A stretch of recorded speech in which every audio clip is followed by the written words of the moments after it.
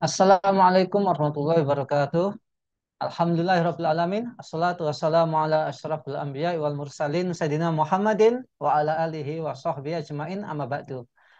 Alhamdulillah, mana kabarnya para pemirsa kabar petang yang dirahmati oleh Allah. Jumpa lagi dengan program kesayangan kita pada hari ini Jumat 20 Januari 2023. Kita akan bahas tema-tema terkini dengan narasumber yang kredibel dan percaya sekaligus dalam pandangan Islam. Inilah kabar petang selengkapnya.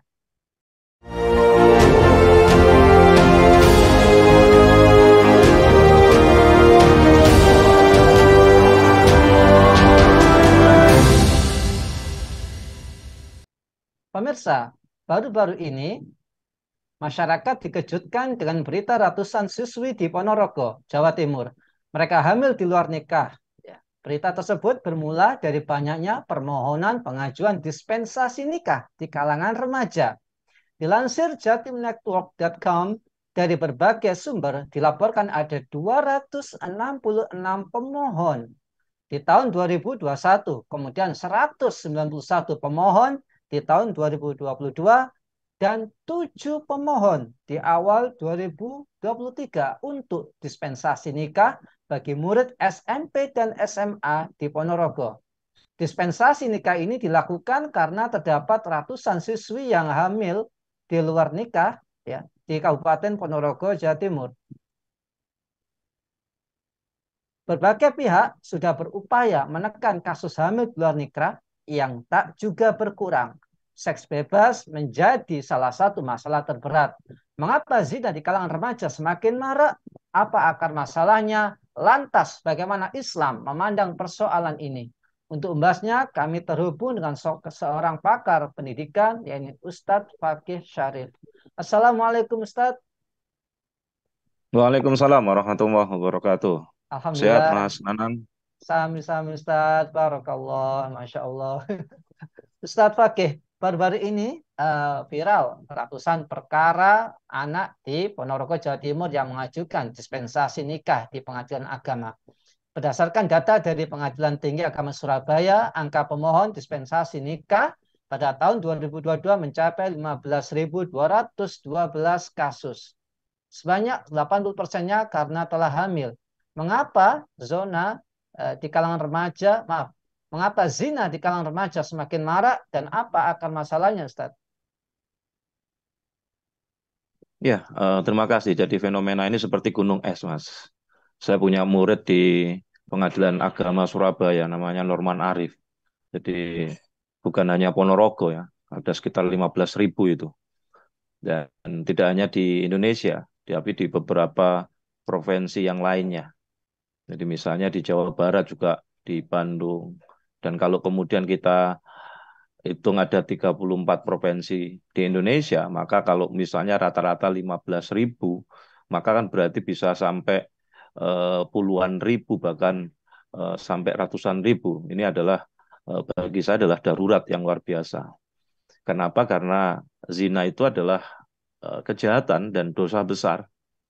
Jadi di dalam Al-Quran disebutkan misalnya di dalam surat Al-Isra ayat 32 itu wala taqrabuz zina innahu kana fahisata wa sa'a sabila. Janganlah kalian mendekati zina. Sungguh zina itu adalah tindakan keji dan jalan yang terburuk. Bahkan Rasulullah menyebut zina itu adalah dosa besar setelah syirik. Ya, ma min dambin ba'da syirki a'dhamu indallah min nutfatin wada'aha rajulun fi ar-rahima la yahillu lahu. Hadis yang diriwayatkan oleh Ibnu Abi Ad-Dunya. Rasul mengatakan tidak ada dosa yang lebih besar di sisi Allah setelah syirik kecuali dosa seorang laki-laki yang menumpahkan spermanya di dalam rahim wanita yang tidak halal bagi dirinya. Kalau kemudian kita amati teman-teman sekalian, pemirsa Khilafah Channel, ada beberapa sebab kerusakan moral ini terjadi. Yang pertama, remaja kita sudah terpapar konten pornografi melalui internet. Ya, pada tahun 2021 saja Kementerian Pemberdayaan Perempuan Perlindungan Anak mengungkapkan 66,6% anak laki-laki. Kalau anak perempuannya 62,3%. Itu mengakses pornografi secara online. Bahkan 38 sampai 39% anak itu pernah mengirim foto kegiatan seksual melalui media daring. Ini data yang tercatat di dalam Kementerian Pemberdayaan Perempuan dan Perlindungan Anak. Jadi remaja kita sudah terpapar konten pornografi. Yang kedua, di negara ini tidak ada sanksi keras yang mencegah perzinaan. Bahkan dalam KUHP terbaru yang disahkan DPR tahun lalu, perzinaan itu adalah delik aduan. Jadi tanpa pengaduan perzinaan tidak bisa dibawa ke ranah hukum. Jadi kalau ada orang misalnya putra dan putri suka dalam sebuah hotel, maka tidak bisa diseret oleh Satpol PP, bahkan aparat keamanan, karena masuk delik aduan. Kalau dulu malah masuk tipiring. Jadi teman-teman saya punya banyak murid di kepolisian itu kadang-kadang loh ini tipiring Pak pakai. Jadi tindak pidana ringan gitu. Nah, padahal perzinaan ini adalah perbuatan kriminal yang berpotensi mendatangkan azab Allah. Yang kita takutkan itu adalah ada satu hadis yang diriwayatkan oleh Al-Hakim. Rasul mengatakan gini, "Idza dhahara zina war-riba fi qaryah, faqad ahallu bi anfusihim adzaballah." Jika zina dan riba itu sudah menyebar di suatu negeri, maka sungguh mereka telah menghalalkan azab Allah atas diri mereka sendiri. Oleh karena itu, ini bukan persoalan remeh. Umat harus melihatnya bahwa perbuatan zina itu bisa mendatangkan berbagai bencana. Tidak hanya umat, lebih-lebih pemimpin-pemimpin kaum muslimin, kepala negara, penguasa. Karena ini bukan persoalan yang ringan ya. Rasulullah sampai menyampaikan hadis semacam ini. Kalau jika zina dan riba itu sudah menyebar di suatu negeri, maka sungguh mereka itu telah menantang Allah. Kalau bahasa saya itu menantang Allah untuk mengazab atas diri mereka sendiri. Maka umat harus melihat bangsa ini, umat, penguasa, pemimpinnya harus melihat bahwa perbuatan zina ini bisa mendatangkan berbagai bencana. Kehamilan yang tidak diinginkan akibat zina, ini juga bisa membuat pelakunya stres. Pasalnya apa? Mereka tidak siap menjadi ayah, tidak siap menjadi ibu di usia muda. Dan ini berdampak pada penelantaran anak yang dilahirkan. Beberapa waktu yang lalu saya menguji skripsi ya di salah satu kabupaten dan ada satu tesis juga. Mahasiswa saya pasca itu adalah seorang guru di salah satu SMK negeri di salah satu kabupaten. Jadi bukan hanya Ponorogo. Dia mengatakan setiap tahun itu di sekolahnya itu ada puluhan. Lah kalau satu sekolah itu puluhan itu. Yang kemudian minta dispensasi tadi itu. Jadi kalau data di Pengadilan Tinggi Surabaya itu yang membawai 38 kota dan kabupaten di Jawa Timur, itu ketemunya sekitar 15.000. Nah, kalau itu dengan provinsi-provinsi yang lain, itu bisa jadi puluhan ribu, bahkan ratusan ribu. Bahkan tidak sedikit, teman-teman sekalian, remaja putri yang hamil karena berzina ini kemudian melakukan aborsi. Padahal aborsi ini mendatangkan gangguan mental berupa trauma. Dan di Jawa Timur ini, saya pernah ke Hong Kong, teman-teman sekalian. Hong Kong itu setiap tahunnya itu mengirim 2.500 bayi ke Jawa Timur dari hubungan yang tidak jelas.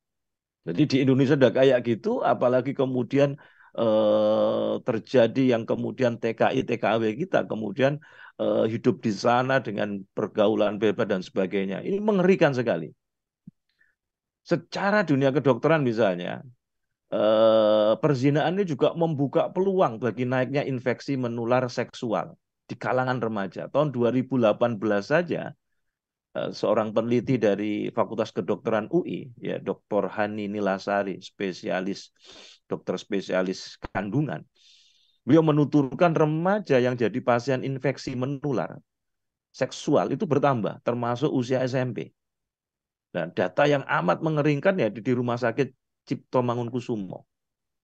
Itu sekitar 15% kasus IMS baru yang dilaporkan. Anak berusia 12 sampai 22 tahun. Nah, maka hal-hal yang semacam ini, teman-teman sekalian, ini harus menjadi perhatian bagi kita semua.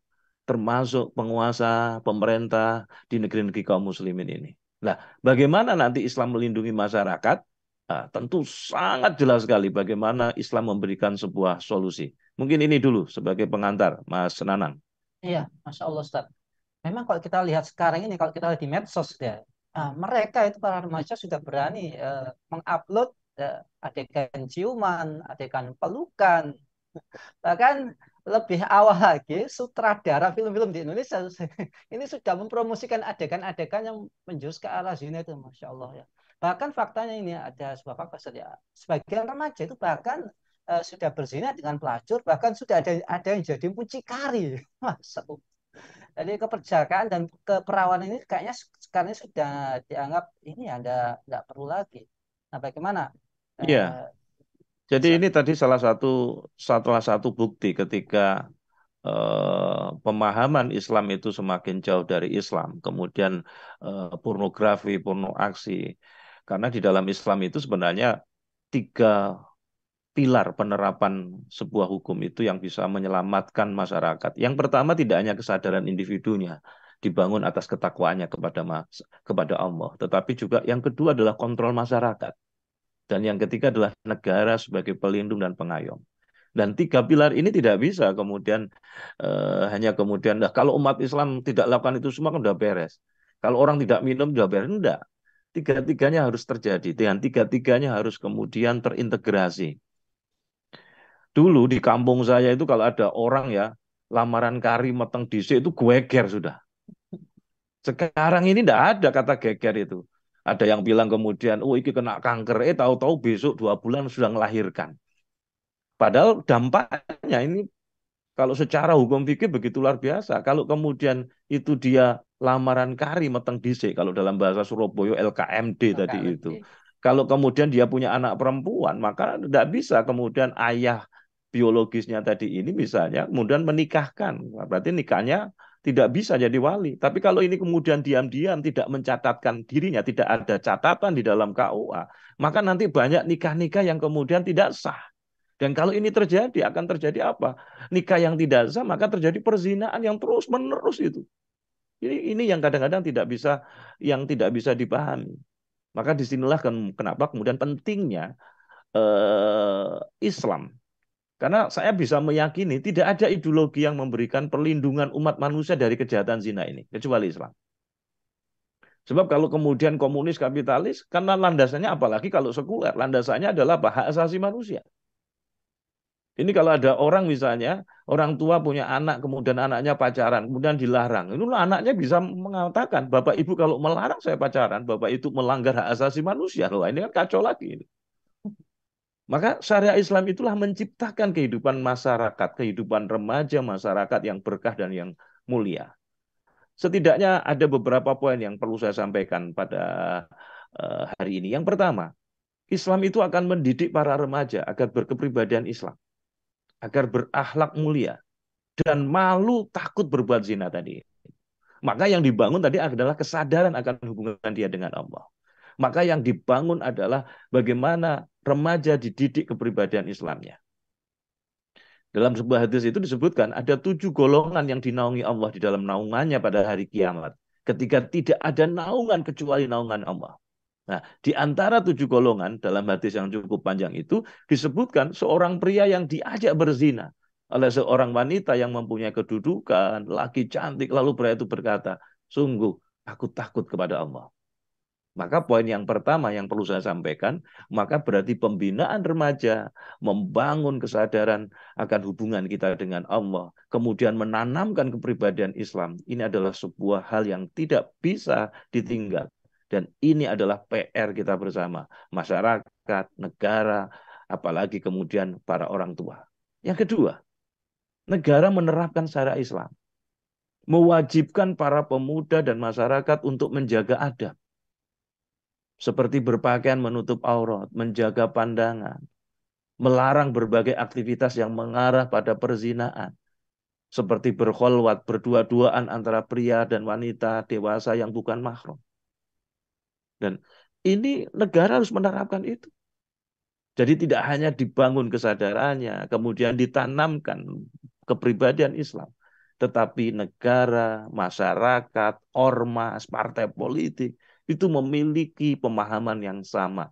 Sebab kalau tadi sudah saya katakan hadisnya luar biasa, saya merinding baca hadis itu.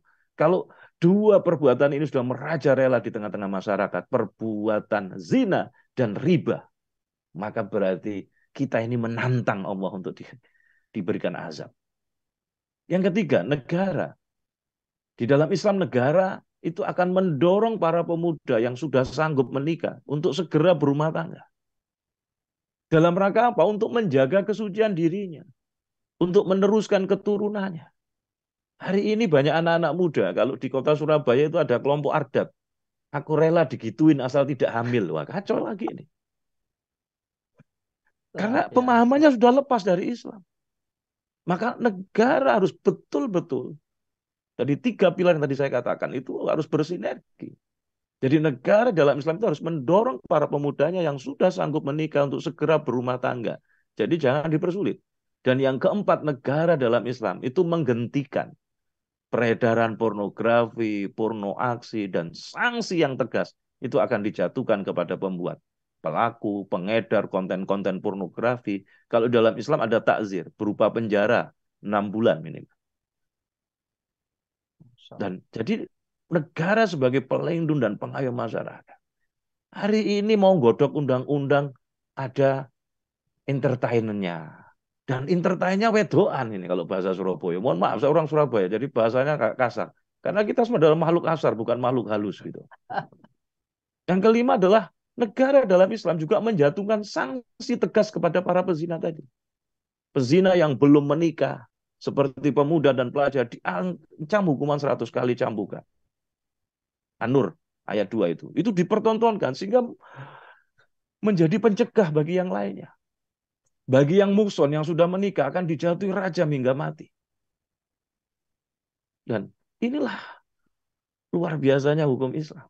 Dan kalau ini diterapkan, dan kemudian tiga pilar tadi itu, membangun kesadarannya akan hubungannya dengan Allah, dibangun ketakwaannya kepada Allah, kemudian masyarakat, ormas, partai politik punya kepedulian akan pentingnya amar ma'ruf nahi mungkar, dan yang ketiga, negara menjadi pelindung dan pengayom bagi masyarakatnya. Kalau kemudian hanya kesadaran individunya aja didorong ketakwaan, tapi masyarakatnya, ormasnya, partai politiknya cuek bebek, maka hancur juga individu-individu yang di dalamnya. Apalagi kemudian negara sebagai payung pelindung kemudian tidak memerankan dengan benar. Maka disinilah teman-teman sekalian pentingnya kaum muslimin. Jadi saya menyerukan, wahai kaum muslimin, khususnya orang tua, para guru, para alim ulama, termasuk pemimpin-pemimpin di negeri kaum muslimin. Apakah kita akan tetap berdiam diri melihat rusaknya generasi muda umat ini? Jadi sadarkah kita bahwa semua ini terjadi karena sekularisme, karena liberalisme dijadikan aturan hidup. Sedangkan Islam hanya dipakai untuk urusan ibadah dan akhlak belaka. Sementara banyak pemuda-pemuda yang taat syariah malah dibully. Sok moralis, dituduh radikal. Wah, ini penyakit semua ini. Dan negara kalau kemudian tidak memiliki kesadaran semacam ini, masyarakatnya cuek bebek, individunya, maka habis sudah wes bablas angin ini.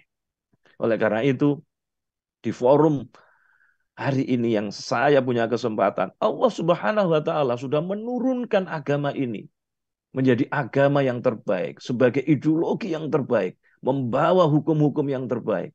Maka sampai kapanpun kita tidak akan pernah bisa mendapatkan solusi yang terbaik, melainkan dengan menerapkan syariat Islam secara kafah dalam kehidupan kita. Masihkah kita ragu? Demikian, Mas Nanang. Masya Allah. Ya. Luar biasa Ustaz. Jadi memang kayaknya remaja kita ini nggak ngerti ya apa itu sekuler, apa itu liberal. Lu liberal lu, apaan liberal? Nah, itulah pentingnya dakwah. Dan Heeh. itulah pentingnya kesadaran, dorongan untuk ketakwaan kepada Allah secara individu. Yang kedua, masyarakat, ormas, partai politik, lembaga dakwah punya kepedulian yang sama untuk menyelamatkan generasi muda. Dan yang paling penting adalah negara sebagai pelindung dan pengayom masyarakat. Mudah-mudahan ini menjadi pencerah bagi kita dan pengingat bagi kita. Sebab kalau dua perbuatan dosa itu sudah menyebar menyebar kemana-mana, sudah merajalela di tengah-tengah masyarakat, maka jangan heran kalau Allah memberikan azab dan bencana. Dan kalau Allah sudah memberikan azab dan bencana, semuanya kena. Masya Allah. Demikian, Mas Nanang. Ya, baik Ustaz. Terakhir Ustaz. Bagaimana konsep Islam memberikan perlindungan ya, kepada umat manusia dari kejahatan zina, Ustaz? Tadi sudah saya sampaikan. Ada beberapa tahap tadi yang sudah saya sampaikan. 3 pilar tadi itu.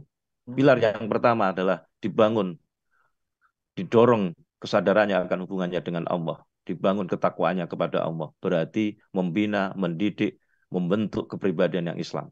Yang kedua, masyarakat, ormas, partai, punya kepedulian yang sama untuk melakukan amar ma'ruf nahi mungkar. Yang ketiga, kemudian apa? Negara sebagai pelindung dan pengayom untuk menerapkan syariat Islam. Jadi ada beberapa pilar yang sudah saya sampaikan. Dan itulah solusi Islam yang luar biasa. Jadi yang pertama tadi adalah Islam akan mendidik para remaja agar memiliki kepribadian Islam. Maka tidak boleh kemudian menghilangkan pendidikan. Lah, pendidikan itu adalah dalam rangka untuk membangun kepribadian Islam. Jadi pendidikan bukan hanya untuk bekerja. Yang namanya pendidikan itu adalah menanamkan perilaku, menanamkan kepribadian yang Islam. Ini yang hari ini mulai lepas di dalam dunia pendidikan. Dengan dalih merdeka belajar yang hanya sekedar sekolah hanya untuk vokasi, untuk kerja. Tidak, pendidikan itu bukan transfer of knowledge, bukan transfer of ilmu saja, tetapi di situ mendisiplinkan perilaku, membentuk tingkah laku yang baik. Maka di dalam Islam yang kita sebut tadi adalah mendidik para remaja, para individu kaum muslimin untuk memiliki kepribadian Islam tadi. Yang kedua adalah tadi apa? Negara mendorong para pemuda tadi, negara sebagai pelindung dan pengayom, dia punya kewajiban untuk menerapkan syariat Islam. Sehingga mewajibkan kaum muslimin, para pemuda, masyarakat untuk menjaga adab, termasuk dalam berpakaian, menjaga pandangan.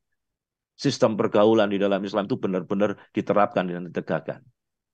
Dan yang ketiga tadi, negara dalam pandangan Islam akan mendorong para pemuda yang sudah sanggup menikah untuk segera berumah tangga. Kemudian yang keempat, negara di dalam Islam akan menghentikan peredaran pornografi, porno aksi, dan diberi sanksi yang tegas dan dijatuhkan kepada pembuat. Bukan kemudian tipiring tadi itu, tindak pidana ringan. Apalagi delik aduan tadi itu. Yang kemudian KUHP yang sudah diketok malah justru jauh dari aturan Islam. Dan yang kelima, negara harus menjatuhkan sanksi tegas kepada para penzina. Dengan cara itu, hukum bisa ditegakkan. Nah, di dalam hukum Islam itu ada 2 fungsi. Yang pertama adalah sebagai pencegah, dan yang kedua adalah penebus dosa. Maka ketika ada orang yang kemudian berbuat zina, kemudian disanksi sesuai dengan hukum Islam, dan tentu yang sanksi adalah negara yang menerapkan Islam. Maka bagi yang kena sanksi tadi itu dipertontonkan pada khalayak. Bagi yang kena sanksi, itu menjadi penebus dosanya di akhirat. Bagi yang lainnya, itu sebagai pencegah. Dan ini tidak akan terjadi kecuali dengan hukum Islam. Itulah luar biasanya Islam. Demikian. Masya Allah, luar biasa. Baik, terima kasih Ustadz Fakih atas Ya, sama-sama. pemaparannya. Semoga generasi muda kita nonton ini semua ya, sehingga tidak tersesat ke jalan yang salah dan kembali kepada pangkuan Islam. Baik, pemirsa Khilafanis yang dirahmati oleh Allah Subhanahu wa taala, demikianlah bincang-bincang kita dengan Ustadz Fakih Syarif. Semoga kita bisa memperoleh banyak manfaat dan pesan kami jaga generasi muda kita karena mereka adalah masa depan negeri ini. Ya. Sekian dari kami. Jangan lupa untuk subscribe, like, komen positif, dan share sebanyak-banyaknya. Semoga menjadi kebaikan bagi kita di dunia maupun di akhirat nanti. Saya Anang Setiawan undur diri. Sampai jumpa di lain kesempatan dan wassalamualaikum warahmatullahi wabarakatuh. Wah.